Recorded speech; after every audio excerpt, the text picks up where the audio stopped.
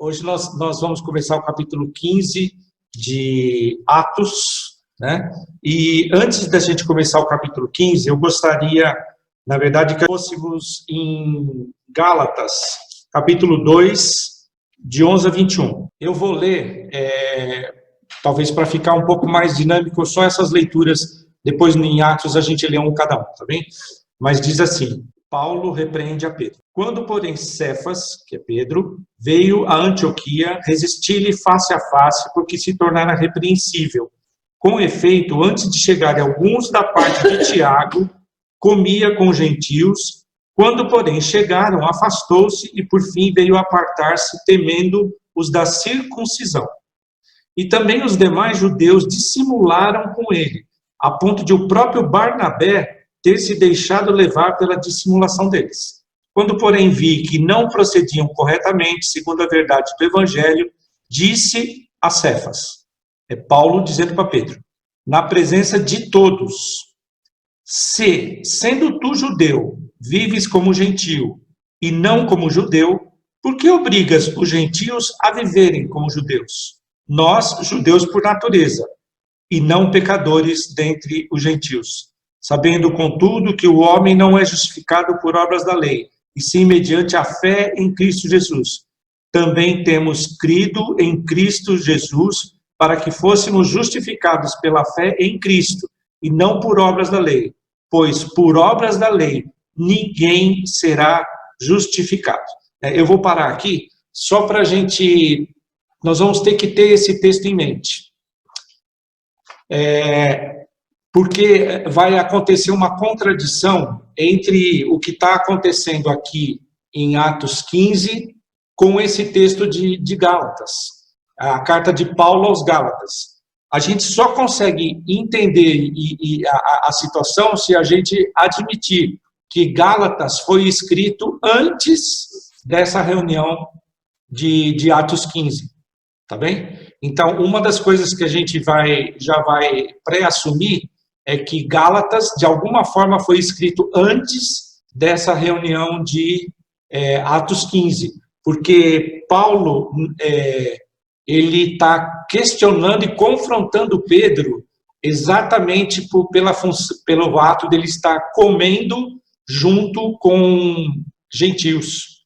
E quando chegaram alguns irmãos da comitiva de Tiago, né, que Tiago havia mandado para Antioquia, ele mudou de atitude. Ele fingiu que ele era realmente judeu praticante, né, e se afastou dos gentios. Quando, na verdade, antes da comitiva chegar, ele comia e participava com eles. É por isso que Paulo o advertiu publicamente, até uma situação. Acho que Paulo vestiu de novo a roupa de fariseu, né?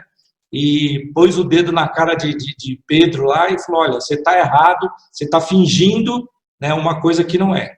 Então, esse momento de Gálatas, que foi até um momento constrangedor, ele tem que ser entendido dessa forma. Gálatas foi escrito antes dessa reunião de Atos 15, tá bem? E tem outros textos depois em Coríntios, mas aí no momento certo a gente pode chegar. Vamos voltar lá então para Atos. Pode ser a Paula, Diogo, Aleir,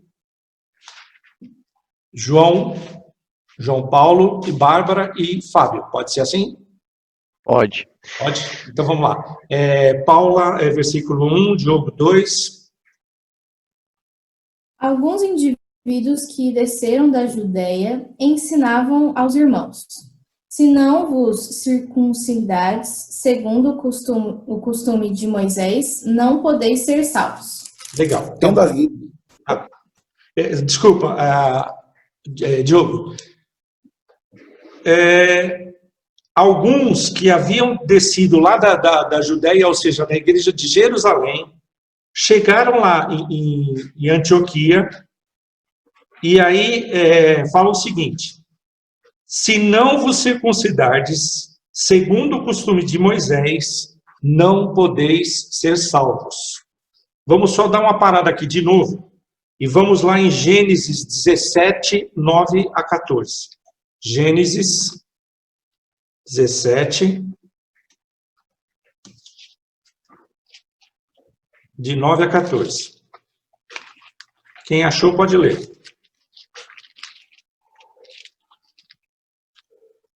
E disse Deus a Abraão: E tu minha aliança guardarás, tu e tua semente, depois de ti nas suas gerações. Esta é a minha aliança que guardareis entre mim e vós, e a tua semente depois de ti. Será circuncidado, e em vós todo varão, e circuncidareis a carne de vosso prepúcio, e será por sinal de aliança entre mim e vós. E com a idade de 8 dias será circuncidado entre vós todo varão nas vossas gerações. O escravo nascido em casa e comprado por prata de todo filho de estrangeiro que não seja de tua semente, tem de ser circuncidado. O escravo nascido em tua casa e comprado por tua prata, e será minha aliança em vossa carne para uma aliança eterna. E o varão incircunciso, que não circuncidar a carne de seu prepúcio, essa alma será cortada de seu povo. Minha aliança quebrou. E Deus disse a Abraão... Não, tá bom. Até não, tá bom, né? Até o 15, né? Ou 14. Até o 14. Até o 14. Beleza. Então, olha só, o que as pessoas que tinham saído de Jerusalém, que eram cristãos, eram judeus cristãos, né? Eles tinham em mente esse texto de Gênesis. Olha o que está falando. No versículo 13, com efeito será circuncidado o nascido em tua casa e o comprado por teu dinheiro. A minha aliança estará na vossa carne e será aliança perpétua. Coloca como aliança perpétua. E aí, olha o 14. O incircunciso, que não for circuncidado na carne do prepúcio, essa vida será eliminada do seu povo. Quebrou a minha aliança. Pena de morte. Então, para o judeu, aquele que não é circuncidado é pena de morte. E a circuncisão foi estabelecida em caráter perpétuo. Então, por isso que a gente começa a entender, vamos voltar lá para Atos de novo. Quando eles chegam lá em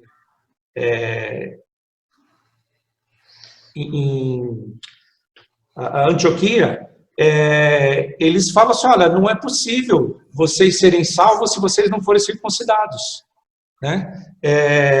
Mas vamos lá. Então, o versículo 2, agora é o Diogo. Agora vai, Diogo.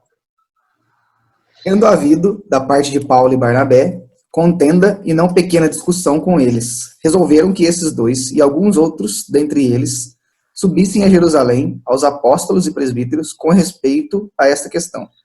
Ok, Aleir, 3. Enviados, pois, até certo ponto, acompanhados pela igreja, atravessaram as províncias da Fenícia e Samaria, e narrando a conversão dos gentios, causaram grande alegria a todos os irmãos. Ok, então, Paulo e Barnabé, eles entraram em discussão com aquele pessoal que veio de Jerusalém. E falaram assim, não, vocês não estão entendendo o que Deus tem feito aqui nesse lugar, né?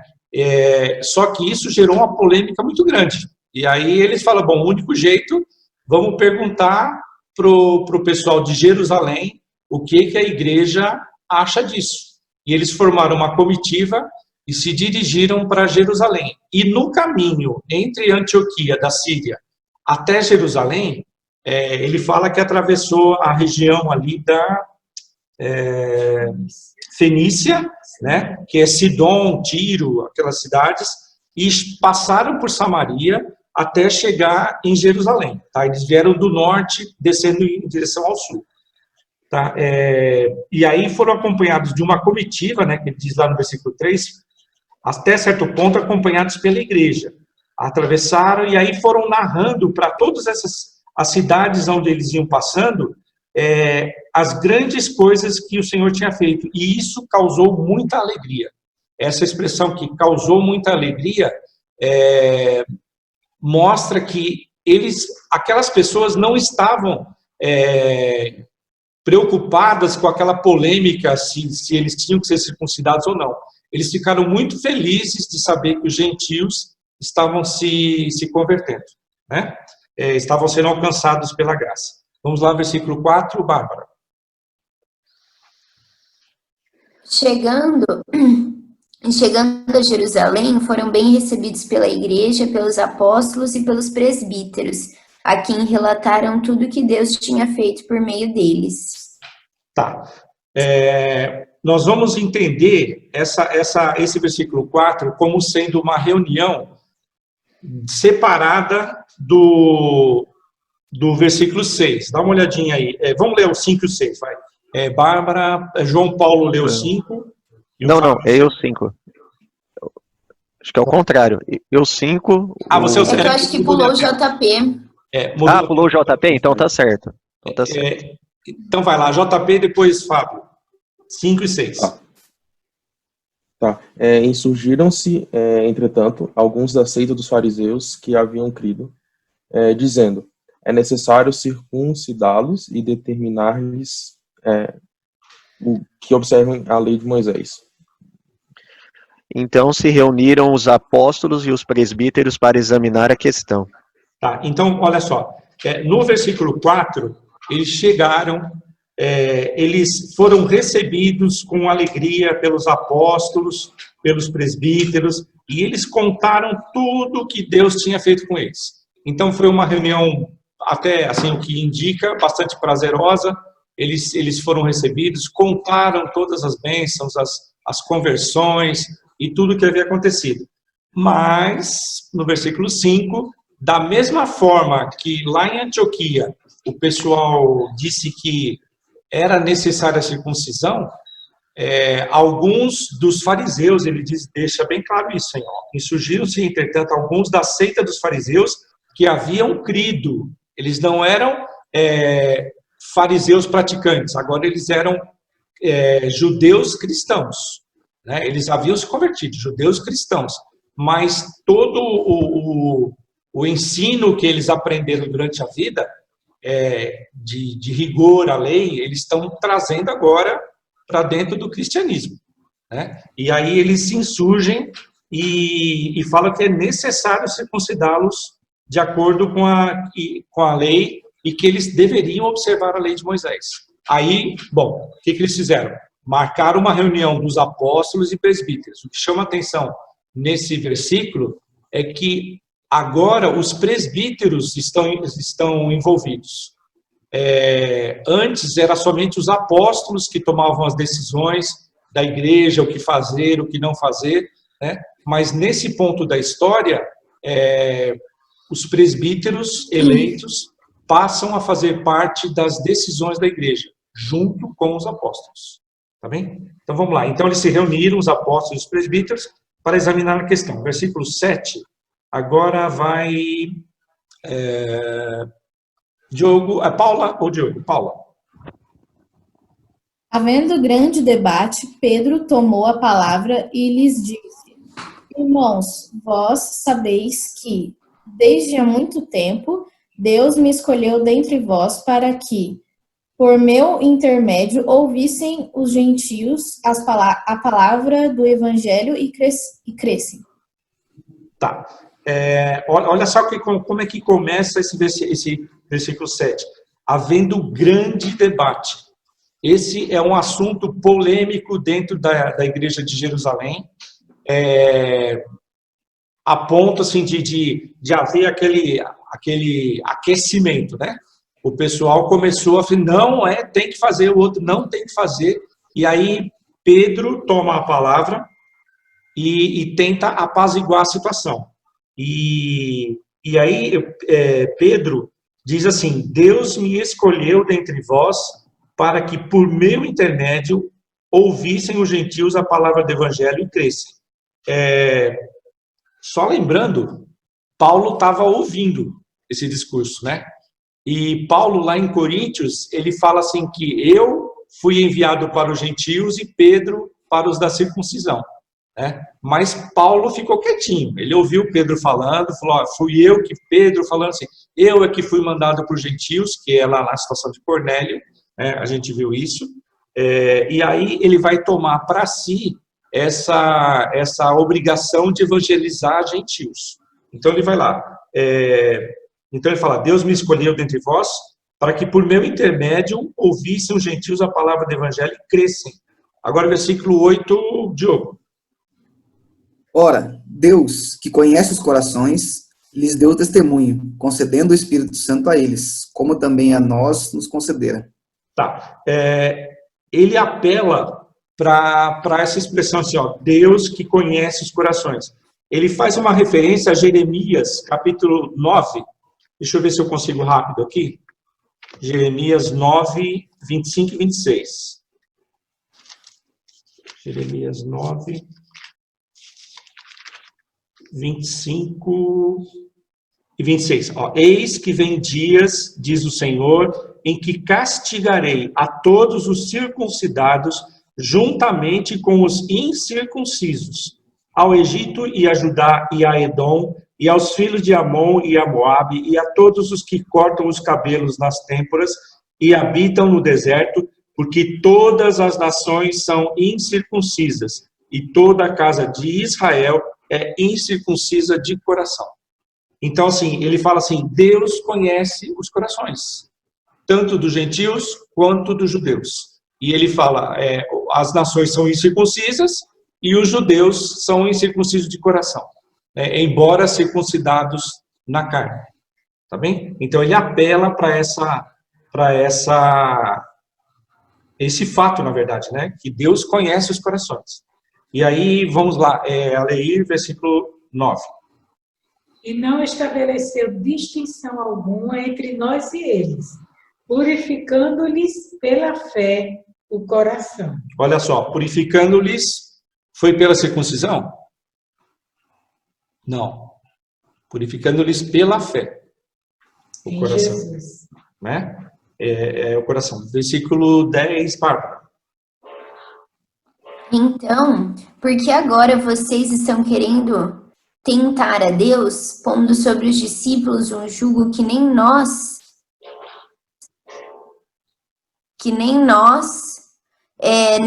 nem nossos antepassados conseguimos suportar? Tá. Então, Pedro apela também nesse sentido, assim, olha, vocês estão querendo tentar a Deus, chamando Deus de injusto, né? Se ele derramou o Espírito Santo sobre os gentios e eles receberam o dom da graça, do perdão, vocês estão querendo dizer que Deus se enganou? Que ele derramou o Espírito Santo, mas na verdade eles ainda precisam ser circuncidados? Né? É isso que ele está falando, tá? Versículo 11, agora mudou até de novo. É o João Paulo. João Paulo, vai. João Paulo. Mas cremos que fomos salvos pela graça do Senhor Jesus, como também aqueles o foram. Tá? Então, olha só, Pedro fecha o discurso dele, falando assim, olha, nós cremos que nós fomos salvos pela graça, em Jesus, assim como eles, os gentios, também foram salvos pela graça em Jesus. E Pedro é judeu nato, ele é judeu nascido, judeu circuncidado. Né? Ele fala assim, nós fomos salvos, não foi pela circuncisão, nós fomos salvos pela graça mediante a fé em Cristo. Assim como os gentios também foram salvos mediante a graça pela fé em Cristo. Tá? Agora vamos lá, agora o Tiago, deixa eu só fazer um esclarecimento aqui. O parecer de Tiago. Tiago se tornou, talvez, entre os líderes da igreja. Ele estava ou para a par com Pedro, ou até um pouco acima de Pedro. Né? Veja Atos 12, 17. Atos 12, 17, para mim, é algumas páginas só atrás. Né? Ele diz assim, ó, quando Pedro foi solto lá do cárcere, né, ele fala assim, ó, ele, porém, fazendo-lhe sinal com a mão para que se calassem, né, contou-lhes como o Senhor o tirara da prisão e acrescentou, anunciai isto a Tiago e aos irmãos. E saindo, retirou-se para outro lugar. Tiago, ele é meio-irmão de Jesus, né? Ele é filho de Maria e José, e ele se converteu depois da ressurreição de Jesus, e ele acabou se tornando talvez um dos maiores líderes da igreja. Ele está para a par ali com Pedro e Tiago, né? E agora Pedro acabou de falar que era um dos líderes, um dos grandes líderes da igreja. O segundo grande líder da igreja, talvez maior até do que Pedro, é o Tiago. E ele vai falar o seguinte, vamos lá. Agora, Sou eu. Fábio. Isso. E toda a multidão silenciou, passando a ouvir a Barnabé e a Paulo, que contavam quantos sinais e prodígios Deus fizera por meio deles entre os gentios. Legal. Pedro acalmou aquele grande debate que estava acontecendo e preparou o ambiente para Paulo e Barnabé darem a posição deles, né? E vamos lá em 2 Tessalonicenses 2. 2 Tessalonicenses 2, 9 a 10. Ora, o aparecimento do iníquo é segundo a eficácia de Satanás, com todo o poder e sinais e prodígios da mentira, e com todo o engano de injustiça aos que perecem, porque não acolheram o amor da verdade para serem salvos. É que os comentaristas, eles chamam a atenção que o fato de Paulo e Barnabé contarem quantos sinais e prodígios Deus fizera por meio deles, no versículo 12, a igreja tinha por hábito confirmar com as pessoas o que realmente havia acontecido. Então, todos os milagres e sinais, eles eram investigados para saber se não era um fato criado por Satanás, né, que também faz sinais e prodígios, né? Por isso que o fato só de Paulo e Barnabé falar, nós fizemos sinais e prodígios, isso não necessariamente convencia a igreja, a não ser que realmente os testemunhos dessem conta de que realmente Deus havia operado e que a graça de Deus havia sido derramada, né? Mas nesse caso, tá? Paulo e Barnabé, sem problemas nenhum, eles convenceram a igreja de que realmente Deus havia feito grandes sinais e prodígios, tá bem? 13, João Paulo. Depois que eles terminaram, falou Tiago, dizendo, irmãos, atentais nas minhas palavras. Paula e Diogo. Expôs Simão como Deus primeiramente visitou os gentios, a fim de constituir dentre eles um povo para o seu nome. Ok, primeira coisa que chama a atenção aqui, que ele agora chama pelo nome judaico, Simão. Antes, no texto, Lucas afirma que ele trata ele como Pedro, mas quando Tiago chama a palavra, ele trata para os irmãos da igreja chamando pelo nome judaico, Simão. Isso para dar mais peso à palavra de Pedro. E o que chama a atenção nesse versículo, olha o que ele fala, a fim de constituir dentre eles, os gentios, um povo para o seu nome. Só que essa expressão para os judeus, um povo, para os judeus, eles entendiam que o povo era o judeu.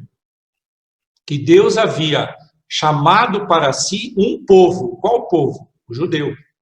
E agora, Simão está falando assim, a fim de constituir dentre eles, os gentios, um povo para o seu nome. É bem diferente isso daí. Agora ele está falando assim que não é todos os gentios, ele está falando dentre eles, um povo para Deus. Então agora abre o leque e tira dos judeus a exclusividade de ser povo exclusivo. Agora começa a ser formado um Israel de Deus, mas não o Israel, não a nação Israel, mas o Israel de Deus, que agora inclui pessoas de todas as tribos, línguas e nações, né? Confere 15. Conferem com isso as palavras dos profetas, como está escrito. Tá. A única coisa que chama atenção nesse versículo é que ele põe profetas no plural, mas o que nós vamos ler a seguir são palavras de Amós. Só que assim, os comentaristas, eles dizem o seguinte: esse texto que ele cita como sendo Amós, realmente é baseado em Amós, mas ele traz uma mistura de palavras que não são do original de Amós. Ele traz palavras de Jeremias e traz palavras de Isaías, quando ele cita esse texto. Então, ele usa expressões que são características de Jeremias, usa expressões características de Isaías, mas ele modela isso tudo como o texto de Amós. Tá bem? Como se fosse uma síntese. Ele adapta o texto de Amós para aquele discurso. Tá bem? Então, vamos lá agora, Bárbara. 16. Depois disso, voltarei e reconstruirei a tenda caída de Davi. Reedificarei as suas ruínas e a restaurarei. Legal. Nesse versículo, ele usa, na minha versão está tabernáculo, que a Bárbara leu está tendas, né? E ele fala assim: voltarei e reedificarei o tabernáculo caído de Davi. Levantando das suas ruínas, restaurá-lo-ei. A discussão que se faz nesse versículo é que tabernáculo é usado no Velho Testamento para casa de Deus. E agora, quando ele fala restaurá-lo-ei, indica a igreja agora. Deus, no Velho Testamento, ele ficava no templo. Era lá no templo que foi construído por Salomão. Ali era onde Deus habitava, onde ali eram feitos sacrifícios, ali é onde Deus se manifestava. Agora ele fala assim: olha, eu vou restaurar, né, reedificar o tabernáculo caído de Davi.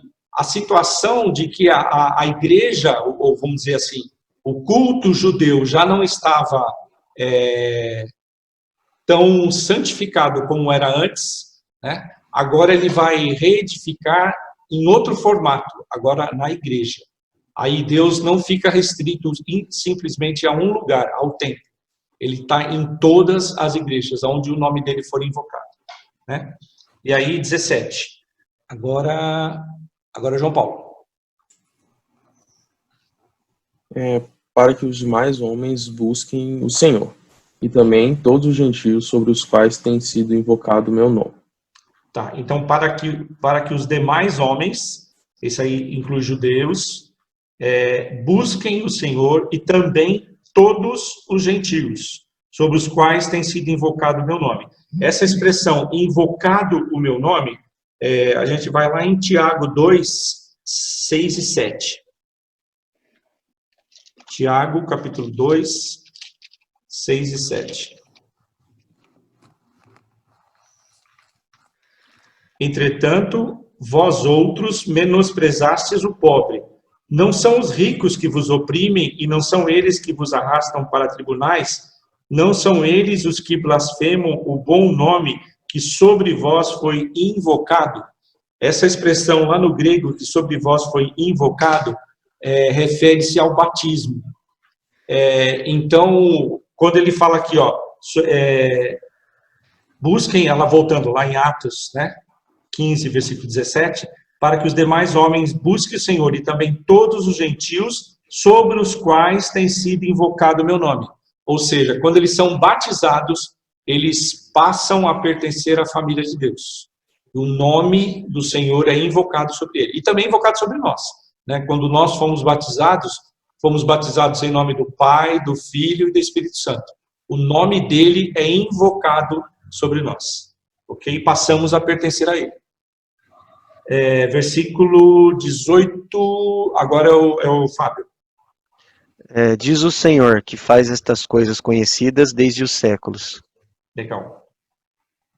Aí ele termina o texto de Amós, tá? Então, versículo 16, 17 e 18 é uma referência a Amós capítulo 11, Amós capítulo 9, versículos 11 e 12, que faz essa citação adaptada.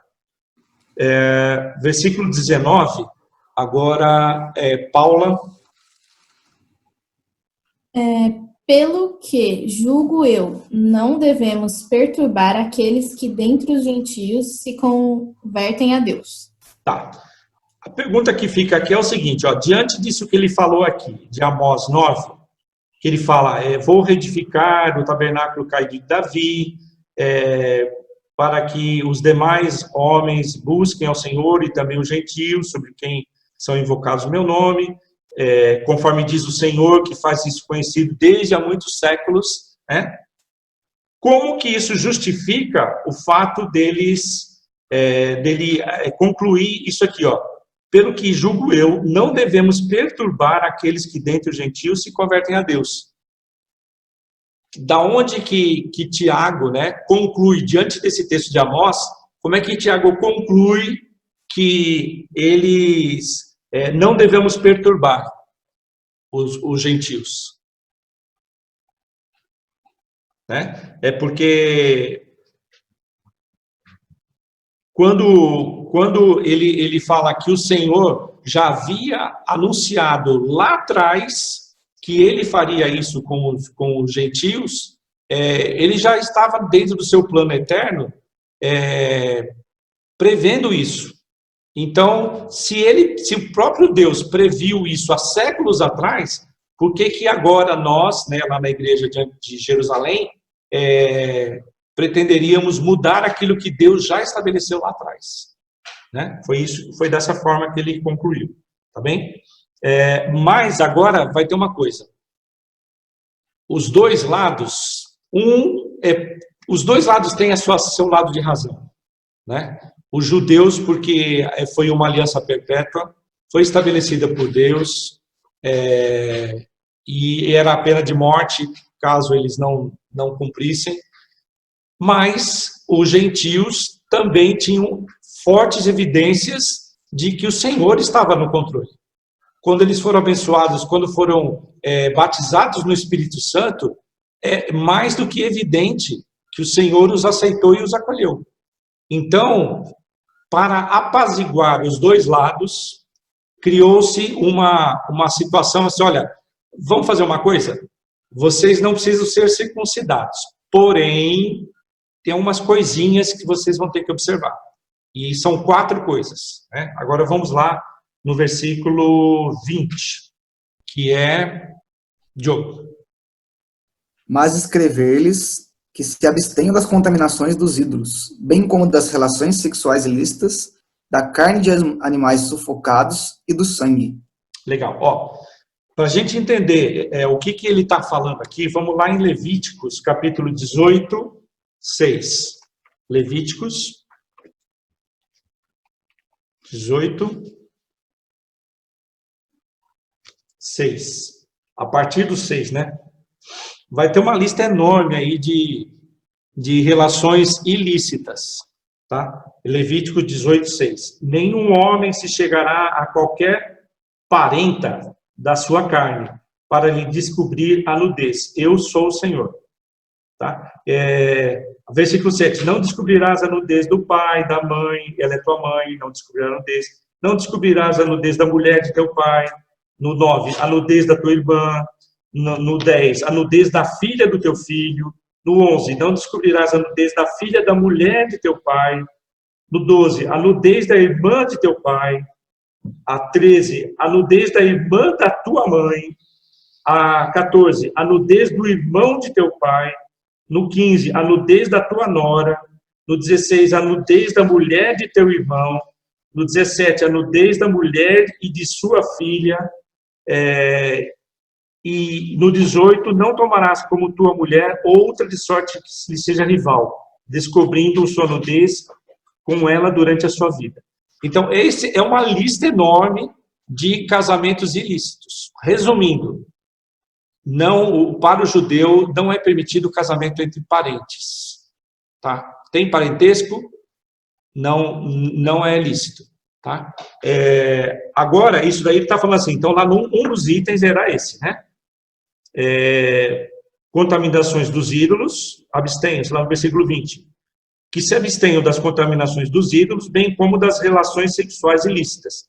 Então, toda essa lista que era permitida para, por exemplo, os cananeus, os heteus, os heveus, aquele povo lá que era da região cananeia, eles tinham esses hábitos, para eles era normal. Eles não tinham tanto, como é que fala, respeito ou pudismo, não sei se a gente pode usar essa palavra, né? Púdicos, nesse sentido. Se ele se apaixonasse pela, sei lá, pela irmã, né? Aconteceu até na história dos filhos de Davi, né? Se apaixonar pela irmã, eles poderiam coabitar, né? Mas para o judeu isso era impuro, não podia acontecer. E outra coisa era quanto a alimento, né? Quando ele fala da carne de animais sufocados, aí está em Levíticos 17, só voltar um capítulo aí, 17, 10. Qualquer homem da casa de Israel ou dos estrangeiros que peregrinam entre vós, inclusive estrangeiros, ó, qualquer homem da casa de Israel ou dos estrangeiros, ou seja, gentios, que peregrinam entre vós, que comer algum sangue, contra ele me voltarei e o eliminarei do seu povo. Porque a vida da carne está no sangue. Eu vou-lo tenho dado sobre o altar, para fazer expiação pela vossa alma, porquanto é o sangue que fará expiação em virtude da vida.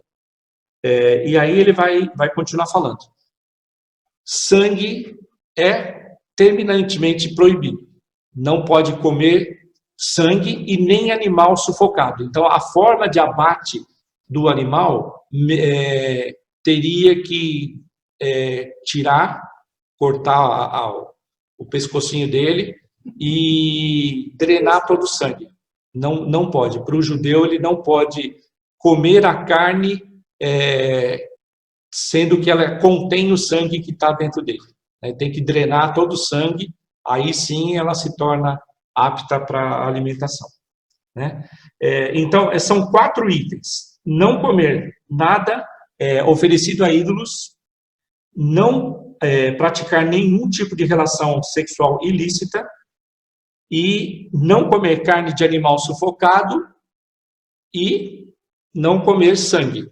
Carne de animal sufocado está embutido sangue, mas mesmo que ele drenasse o sangue do animal, ele não poderia, de alguma forma, comer sangue. Então, por exemplo, galinha cabidela, nem pensar. Não convide um judeu para comer galinha cabidela. Como é que é a tal da galinha cabidela? Cozinha a galinha com sangue da própria galinha.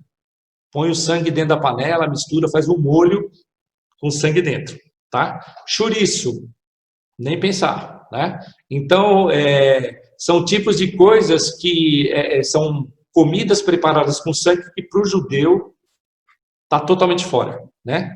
E é bíblico, e é uma ordenança, e eles respeitam, né? Então, isso é também para os gentios. Vamos dizer, um acordo de cavalheiros, não precisa ser circuncidado, mas em compensação, para evitar brigas entre os judeus cristãos e os gentios, então que os gentios também colaborem cumprindo essas ordenanças. E ele diz aqui, ele vai falar mais ali na frente, né? É para o próprio bem. Se você observar essas 4 ordenanças, não é nada de autossacrifício, né? É algo que pode plenamente ser atendido e, na verdade, acaba até fazendo bem para aqueles que cumprem, tá bom? Aí eles vão, do versículo 22 até o 29, vai mostrar o teor da carta que essa assembleia, né, que esse congresso desenvolveu, tá bom? Então, agora nós vamos ler do 22 até o 29. Paramos aonde? Foi 21. Ah, não, faltou 21, né? Isso, a lei me lembrou. Parou na Bárbara? Pode ser, Bárbara, versículo 21? Microfone. Pois, desde os tempos antigos, Moisés é pregado em todas as cidades, sendo lido nas sinagogas todos os sábados. Tá, o que ele quer dizer com isso? Em todos os lugares tem sinagoga judaica, naquelas cidades. Se os gentios quiserem conhecer mais da lei judaica, eles têm à disposição todas as sinagogas. Todos os sábados a lei era lida nas sinagogas. Então era um convite, deixa um convite em aberto. Se o gentil quiser conhecer mais da lei judaica, está convidado aí na sinagoga. Então ele fala assim, nós não precisamos repetir toda a lei para os gentios, né? Porque eles têm lá nas sinagogas, todo sábado é lido a lei de Moisés. Então se eles quiserem conhecer, estão lá, mas cumprir esses 4 itens, tá certo? Agora vamos lá para a carta. Agora João Paulo, depois Fábio. 22. Então pareceu bem aos apóstolos e aos presbíteros, com toda a igreja, tendo elegido homens dentre eles, enviá-los juntamente com Paulo e Barnabé a Antioquia. Foram Judas, chamado Barrabás, e Silas, homens notáveis entre os irmãos. Legal. Então, eles mandaram, junto com Paulo e Barnabé, um grupo, né? E eles destacam aqui Judas, chamado Barsabás. Não sei se vocês lembram a expressão Bars, filho de, né? Filho do sábado, significa filho do sábado, Barsabás. É como o McDonald's, filho de Donald. Essa expressão no grego bar significa filho de, né? Barsabás é filho do sábado. A Bíblia não deixa claro, mas se a gente abrir lá em Atos 1:23, só por curiosidade, abre lá em Atos 1:23. Aparece um outro Barsabás lá.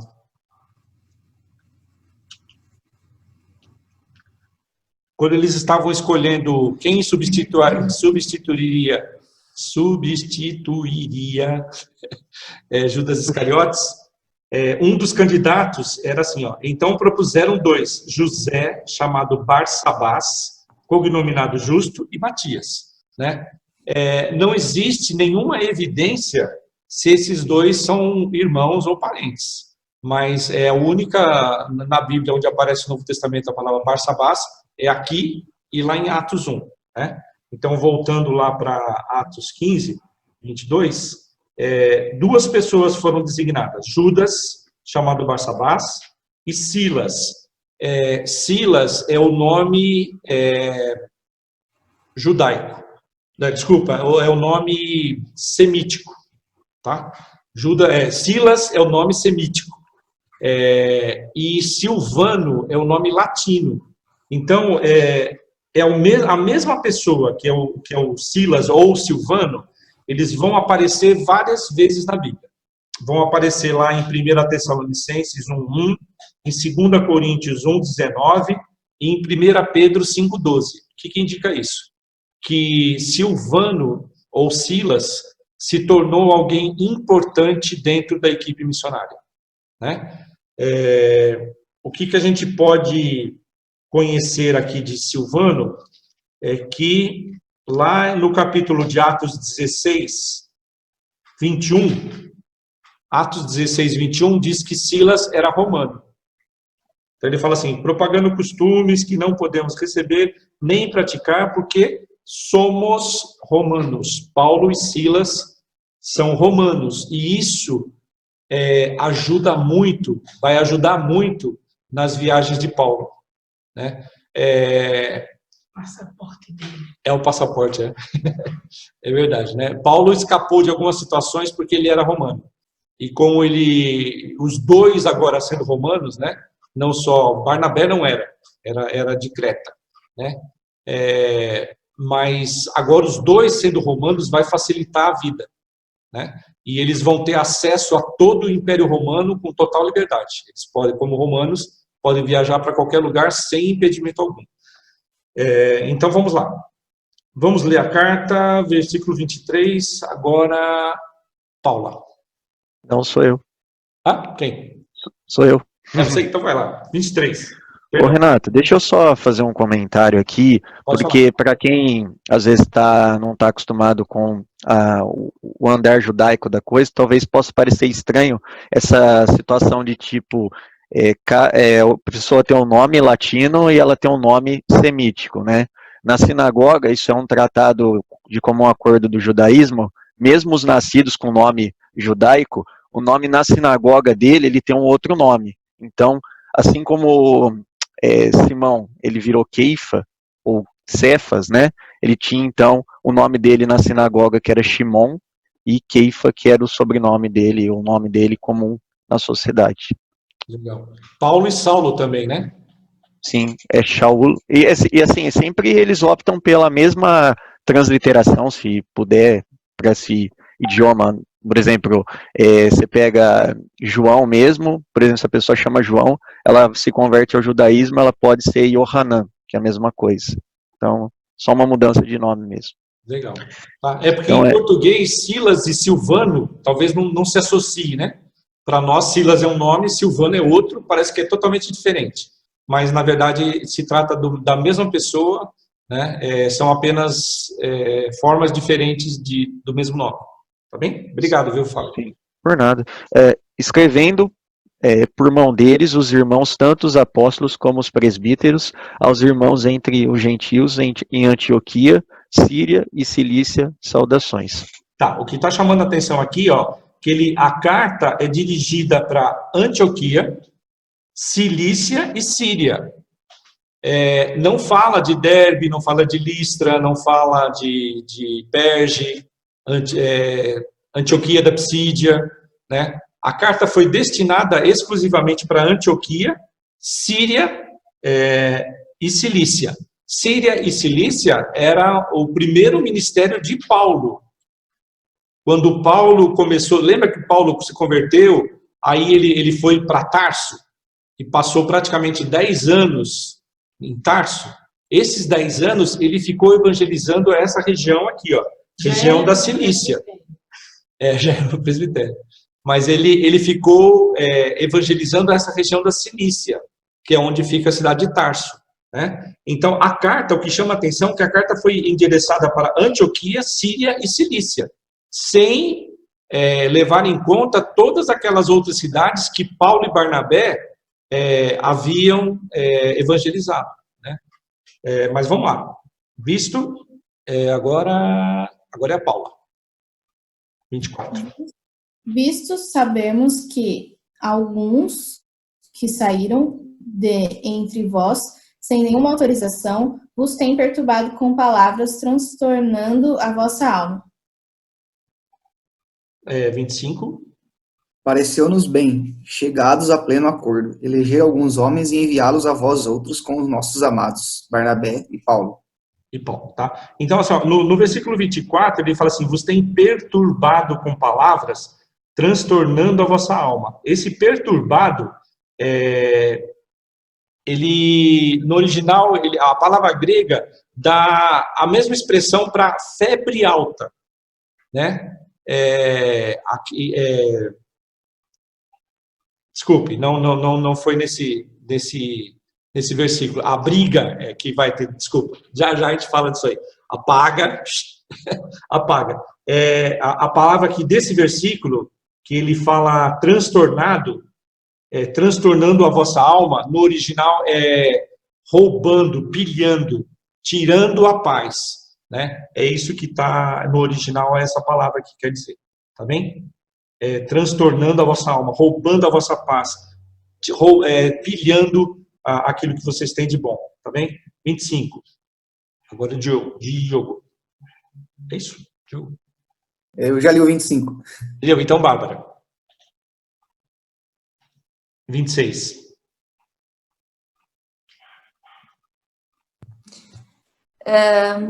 Homens que têm arriscado a vida pelo nome de nosso Senhor Jesus Cristo. Isso. No original, a palavra exposto, na nossa versão, fala assim, homens que têm exposto a vida.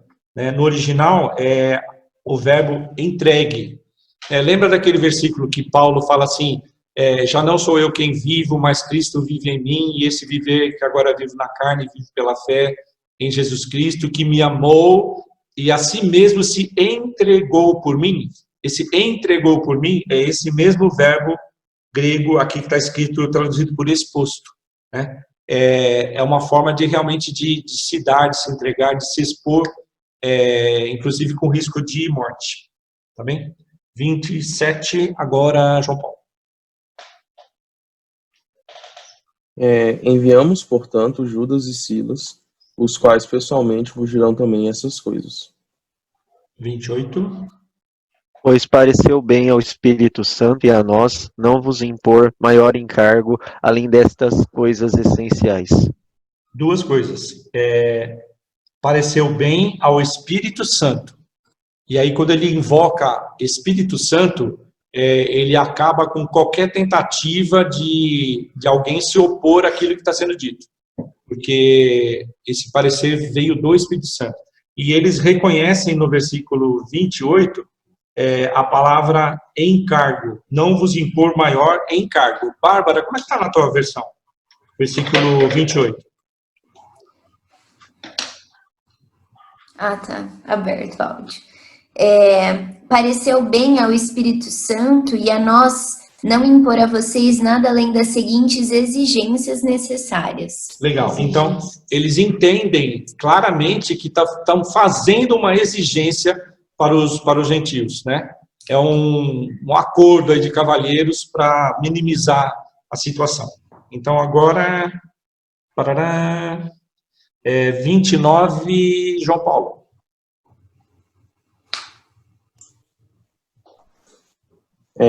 Que vos abstenhais das coisas sacrificadas a ídolos, bem como do sangue, da carne de animais focados, das relações sexuais ilícitas. Dessas coisas farei bem se vos guardares. Saúde. Saúde, tá? Só uma curiosidade, toda a carta grega termina com uma saudação, né? Esse saúde sejam felizes, né? Nesse sentido. Agora, eu queria que vocês abrissem a Bíblia em 1 Coríntios 8. 1 Coríntios 8.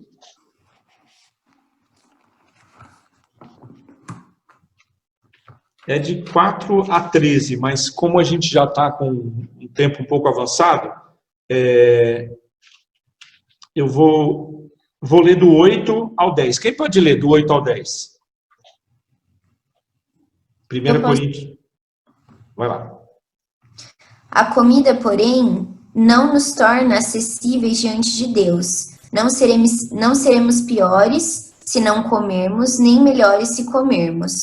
Contudo, tenham cuidado para que o exercício da liberdade de vocês não se torne uma pedra de tropeço para os fracos. Pois, se alguém que tenha consciência fraca vir você que tem este conhecimento comer num templo de ídolos, não será conduzido a comer do que foi sacrificado a ídolos? Tá? Lê o 11, por favor. E assim? Assim, esse irmão fraco, por quem Cristo morreu, é destruído por causa do conhecimento que você tem. Legal. Então, só para a gente entender, essa carta é Paulo que escreveu para os Coríntios, né?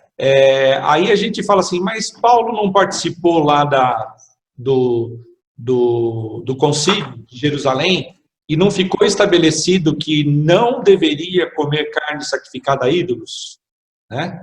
Então, os comentaristas deixam uma interrogação assim, será que Paulo atendeu ao concílio de Jerusalém e não quis criar mais nenhuma polêmica?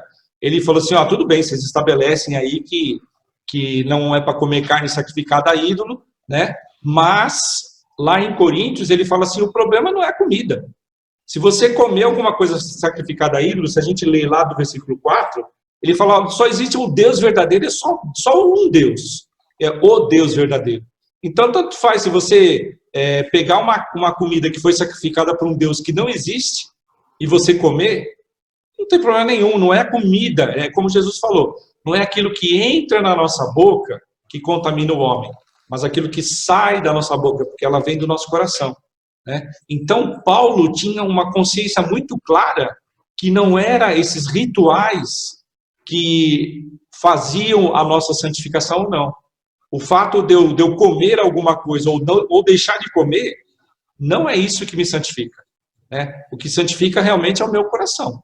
Então, é nesse sentido que a gente precisa entender que Paulo até, vamos dizer, permite para... Ele não, olha, veja bem, ele não incentiva, ele fala assim, olha, não é perigoso se você, que pensa como eu, que pode comer algo que foi sacrificado para os deuses, porque eles não existem, né? Na verdade, os outros deuses não existem, eu como tranquilo, né? Mas se alguém que é fraco na fé, por exemplo, um judeu recém-convertido, vê você comendo uma coisa que foi sacrificada para deuses, ele vai se escandalizar. Então, assim, e vai querer comer também, só que para ele, na consciência dele é proibido. E aí sim, ele vai estar caindo em pecado. Porque aquilo que o teu coração condena, isso sim é pecado. A Bíblia diz assim, bem-aventurado, né, ou felizes, aqueles que não acham em si mesmos motivo de condenação. Ou seja, estão com a consciência tranquila, estão em paz, né? Então, essa carta que Paulo manda aos Coríntios, se vocês lerem o capítulo 8, ele vai tratar nesse assunto. Diante de Deus, a mesma história do lençol lá de Pedro, aquilo que Deus purificou, é purificado. Se você dá graças antes de comer, aquilo que você agradeceu é santificado, né? E não é aquilo que a gente come, mas aquilo que a gente fala que realmente nos contamina, né? Então é nesse sentido. Eu só trouxe essa meditação aqui de Coríntios, porque lendo um texto e lendo o outro, alguns comentaristas falam assim, não parece que é incoerente? Pedro participou lá de Jerusalém e agora está falando de outro jeito com os coríntios. É que Paulo, né, chegou num nível de entendimento, maturidade, exatamente essa palavra, de maturidade espiritual, que ele falou, olha, é o que Jesus falou, não é o que entra na boca, mas o que sai da boca, né? Renato, só falar uma coisa, no caso de Davi também, né? Davi come dos pães da preposição, algo condenado pela lei judaica, e não teve problema nenhum. Não foi morto por causa disso, ele poderia ser morto, ele e todo o exército dele, né? E próprio Jesus fala, vocês não leram na palavra, que quando Davi teve fome, ele comeu do pão da proposição, que era ilícito, era só para sacerdotes, ele não podia fazer isso, nem ele, nem os soldados dele, né? Mas isso não foi lhe pesado contra, também porque foi levado em conta o coração dele e os motivos da guerra que ele estava fazendo, tá bom? Eu acredito também, só um comentário aqui, é a questão do respeito, na nossa prática diária, vamos dizer assim. Às vezes a gente precisa entender a cabeça do outro para não violentar essa cabeça. Eu acho que o que também é coerente é a gente ter cuidado com o que a gente come, ou fala, ou diz, a nossa atitude. A gente não pode impor, ou vamos numa expressão bem popular, empurrar de goela abaixo, né? Vamos dizer que você vai evangelizar um católico extremamente idólatra. Aí você olha para aquela nega lá, aí olha para ela e fala assim, essa neguinha aqui, e começa a escarnecer. Então, na cabeça daquela pessoa, aquilo é uma santa. Então, você precisa ter a coerência de falar sobre Cristo. Uma vez, numa oportunidade, eu falei, olha, Maria está aqui. Ela é isso, abençoada, ela foi escolhida, mas Jesus está aqui. Ele é o Senhor. Então, é aquela questão de você respeitar. Às vezes, nos nossos relacionamentos, a gente tem tido muita dificuldade, às vezes, de nos relacionar, porque a gente não entende a cabeça do outro. E, por não entender a cabeça do outro, a gente está assim, violentando, né? Fazendo de qualquer jeito. Não, desse jeito está certo e pronto. E quando Paulo estava lá, talvez ele respeitou, isso é um talvez. Eu não quero botar, onde a Bíblia não tem palavras, né? A gente não deve colocar. Mas assim, Pedro pregou para um gentio, e o gentio se converteu, que foi Cornélio, né? Então, talvez na cabeça de Paulo, ele entendeu assim, realmente, ele falou para muitos gentios e muitos gentios se converteram. Então, é preciso a gente ter muito cuidado com os nossos relacionamentos. A igreja, por exemplo, né, nas escolas dominical, nos cultos, principalmente hoje, nesse negócio chamado Facebook, Instagram, né, tem tanta guerra. Por quê? Porque as pessoas não têm sabedoria. Precisa ter sabedoria. E a Bíblia diz que quem quiser sabedoria, peça a Deus que a todos dá. Então, tem situação que é melhor a gente se recolher, ficar quieto, fazer feito Paulo.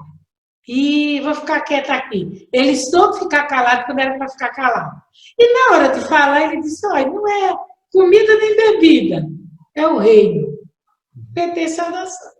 E Paulo mesmo fala assim, ó, eu me fiz judeus para com judeus, me fiz gentios para com gentios, para de alguma forma alcançá-los, né? Então, assim, a gente não é que a gente tem que entrar em tolerância com o pecado. Não, isso não. Né? Mas a gente precisa, às vezes, respeitar, porque aquela pessoa tem aquilo como verdade. Até o Espírito Santo convencê-la de que aquilo não é aquilo de como ela foi ensinada, é complicado, né? Se de repente você convida alguém, vai evangelizar alguém, né? Um católico, por exemplo, né? E convida ele para um churrasco na Sexta-feira Santa, ele vai ser um escândalo para ele. Né? Sexta-feira Santa, desde pequenininho, ele fala, não pode comer carne. E aí você vai escandalizar ele. Né? Então, assim, são alguns cuidados que para nós não faria diferença nenhuma, para ele é uma pedra. Né?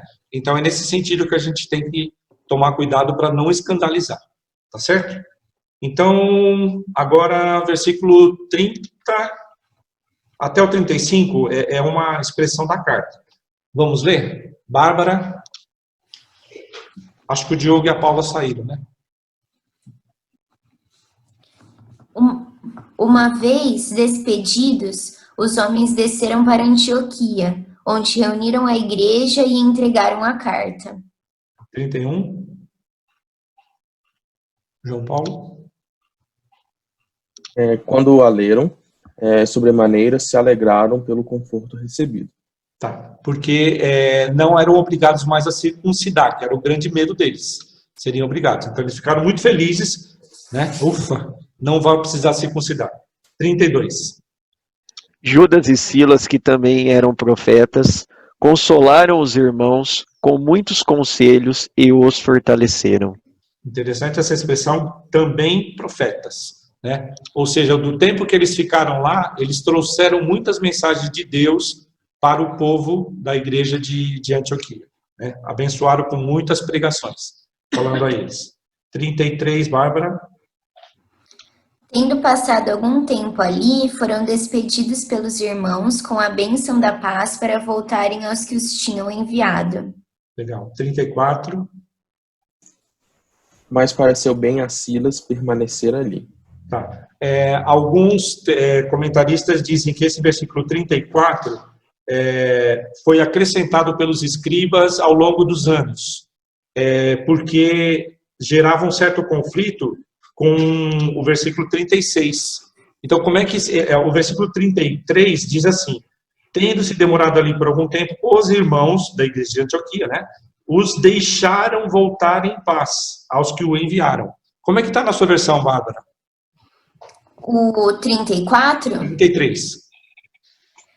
Tendo passado algum tempo ali, foram despedidos pelos irmãos com a bênção da paz para voltarem aos que os tinham enviado. Isso. O que ele fala assim, olha, eles foram despedidos, ou seja, para voltar, ou deixaram voltar em paz. Mas acontece que Silas não foi. Silas ficou. O que dá a entender, por isso que foi acrescentado, o meu texto está entre colchete, eu não sei se de vocês está, né? O meu não. O teu não? Algumas versões já vamos dizer, tira o colchete, já embute esse versículo. Mas em alguns originais esse versículo não aparece.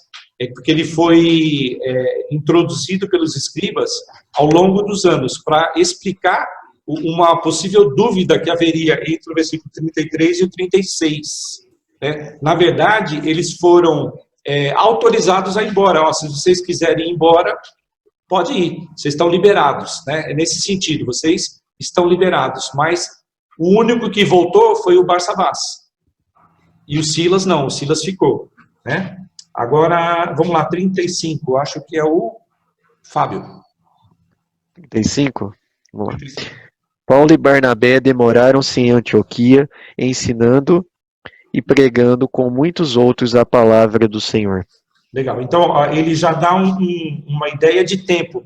Demoraram-se em Antioquia, ensinando e pregando com muitos outros, ou seja, existia uma equipe de evangelismo. Não era apenas Paulo e Barnabé, era Paulo e Barnabé com muitos outros, ensinando e pregando a palavra do Senhor. Tá bem? Aí então vai passar um certo tempo, que é essa ideia do 35, e vamos entrar no 36. Bárbara. Algum tempo depois, Paulo disse a Barnabé: voltemos para visitar os irmãos em todas as cidades onde pregamos a palavra do Senhor, para ver como estão indo. Tá, esse é o coração pastoral de Paulo, né? Como é que estão os filhos na fé? Vamos lá. Isso, ó, é um ensinamento profundo para a gente, viu? Missionários. Quando você prega o evangelho, quando você está alimentando alguém, é como fosse um bebezinho, você é responsável por ele. Você precisa alimentá-lo, tratar dele, ajudá-lo a crescer na fé, lhe dar alimento diário para que ele possa se fortificar, né? E desenvolver a fé.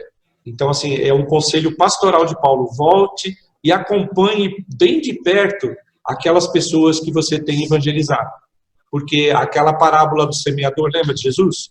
Falou, ó, o diabo é astuto, ele vai lá e rouba a semente, ele vai fazer brotar espinhos para sufocar, ele vai fazer de tudo, vai botar o sol quente lá para torrar a semente, né? Então ele vai fazer de tudo para que não vingue, mas cabe a nós zelarmos por eles, tá bem? 37, João Paulo. E Barnabé queria levar também a João, chamado Marcos. Marcos. A gente já viu nos textos anteriores que o João Marcos é o mesmo autor do Evangelho de Marcos, né? E ele era primo de Barnabé, segundo o texto de Colossenses, né? Barnabé era primo de João Marcos, tá bem? E aí o Barnabé queria levar o João Marcos, mas lembra que ele se separou da viagem? Lá, vamos lá, o 38, Fábio. Mas Paulo não achava justo levarem aquele que se afastara desde Panfilha, não os acompanhando no trabalho. Tá. Então, quando a primeira viagem, Paulo e Barnabé atravessaram a ilha de Creta, saíram lá do porto de Pafos, foram em direção a Perge, que na verdade era Atília, o porto, né? Dali, João Marcos resolveu voltar. Ele não seguiu adiante. E não sofreu nada daquilo que Paulo e Barnabé sofreram. Apedrejamentos, perseguições, sofrimentos, né? Ele não passou por nada daquilo. Ele voltou para casa, né? Só que Lucas não deixa claro em lugar nenhum o motivo da volta de João Marcos. Só fala que ele voltou, né? Aí vai acontecer o quê? 38. O Paulo não achava justo, né? Porque ele havia já deixado. E agora vamos para o 39, que é a Bárbara. Tiveram um desentendimento tão sério que se separaram. Barnabé, levando consigo Marcos, navegou para Chipre. Ok. Aqui, que é aquele versículo que eu falei que no original é usado para febre intensa. A briga entre eles foi tamanha que a palavra no original grego é o negócio. Sabe quando a gente usa em português, o negócio pegou fogo? A briga foi tão grande que o negócio pegou fogo. Essa ideia no grego, só que eles usam para febre. O negócio foi tão grande que eles estavam queimando, né? Queimando de tão ardente a febre, a briga que eles estavam tendo, né? Então, vamos lá, 39, já foi, né? Agora, então, ó, a desavença foi tão grande que eles se separaram. Barnabé levou consigo a Marcos e foi para Chipre, que era a terra natal dele. Né? E Marcos também era de Chipre. E o 40? Agora é o João Paulo? Mas Paulo, tendo escolhido a Silas, partiu encomendado pelos irmãos à graça do Senhor. Tá, 41, Fábio? E passou pela Síria e Cilícia, confirmando as igrejas. Legal. Então, olha só, nova dupla de missionários, Paulo e Silas. Agora estão duas duplas, né? Barnabé e João Marcos e Paulo e Silas. Então, assim, Deus está no controle das coisas. Infelizmente, às vezes acontecem desavenças dentro da igreja. E lá no outro texto, né, Paulo pede para João Marcos levar os pergaminhos. Isso. Eu não sei qual é o livro. É lá em 2 Timóteo 4:11. Que ele, num dado momento, ele pede a João Marcos para estar e ter com ele e levar os pergaminhos. E parece que uma capa que ele tinha deixado. Né? Então, a última carta de Paulo da vida, né? A última carta de Paulo, Paulo já está velho, né? Ele fala assim, olha, João Marcos é importante para o meu ministério. Né? Então, assim, eles fizeram as pazes. Naquele momento foi ruim, mas Deus está no controle. Ou talvez ele foi usado para uma exortação, né? A gente precisa entender que, tanto é que nesse capítulo 15, traz muito isso, né? No momento de conflito, a igreja começa a se reunir e a conversar e a procurar uma solução para o caso. Isso nos traz ensino, porque eles se reuniram e eles começaram a conversar e procurar uma situação, um denominador comum. E na briga de Paulo e Pedro e de Paulo e Barnabé, na questão dele ter dito, olha, você é judeu, está querendo fazer diferente, né? Então, eu acredito que é necessário a gente ouvir pessoas amigas que nos conhecem, né? Isso é muito importante. Uma pessoa que convive com a gente e que pode trazer uma leitura sincera de nós. Às vezes a gente não gosta, né? Ah, fulano falou isso e isso de mim. Ou fulano me disse isso, queima-roupa.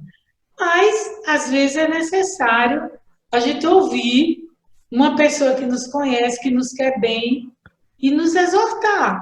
Aquilo que a gente está fazendo de certo, nos elogiando. E de errado, nos exortando em amor. É necessário, muitas vezes, na igreja, eu tenho 50 anos de igreja, eu já vi muito isso, né? Disciplina na igreja. Então, eu me lembro de um rapaz lá na minha cidade, em Caruaru, que ele foi disciplinado por questões da vida dele de pecado. E eu depois procurei ele, eu falei, olha, o nome dele era Mávio. Eu disse, olha, Mávio, eu sei que está triste no momento, mas lembre-se que a igreja é um lugar seguro. E comecei a falar, pense na sua esposa que você vai ter, nos seus filhos e tal. E muitos anos depois, eu voltando lá nas minhas viagens, ele me chamou e me apresentou. Disse, olha, eu nunca me esqueci do que você me disse. Aqui está minha esposa e meu filho pequeno. Eu continuei aqui. E está lá na bênção, né? Então, é muito importante a gente resolver questões. Né? Eu vejo nesse capítulo 15 isso. A igreja resolvendo questões, chegando no denominador comum. Talvez Paulo teve a posição dele, mas ele soube ficar quieto, ele soube entender a cabeça dos outros. Então, é muito legal isso. E a exortação com relação a João Paulo, né? Ele deve ter tido um motivo para ficar. Se era do conhecimento de Paulo esse motivo, esse era um motivo muito banal, mas também ele podia ser imaturo. E a gente tem que esperar que as pessoas amadureçam para poder, talvez, dar... Você não vai botar na cabeça de um bebê 1 quilo de açúcar. Mas se eu der a João Paulo 1 quilo de açúcar, ele vai pegar tranquila. Né? Então, essas diferenças que a gente precisa administrar. E isso dentro da comunidade, da igreja. Gente, isso é todo dia, né? Eu fico muito à vontade porque depois de 50 anos de igreja, já vi de tudo, nada me assusta, graças a Deus, a gente consegue calo em tudo quanto é canto, então, maravilha. Então, é importante para nós, todos vocês que são jovens, estão começando agora, floresçam onde está plantado. Que alguém quer fazer uso da palavra, quer... Tudo em paz? Então, tá bom. Ó, semana que vem, se Deus permitir, nós estaremos indo para Atos 16, e agora vai começar uma jornada grande, né, de Paulo e Silas. Barnabé e João Marcos desaparecem, nunca mais vão ser mencionados, né? Possivelmente eles ou se fixaram em Chipre e ali desenvolveram o ministério deles, mas na parte missional eles não são mais citados, né? Vai ficar somente Paulo e Silas, agora o foco vai para cima deles. E não percam os próximos capítulos. Que Deus nos abençoe. Então, se Deus permitir, semana que vem, Atos 16.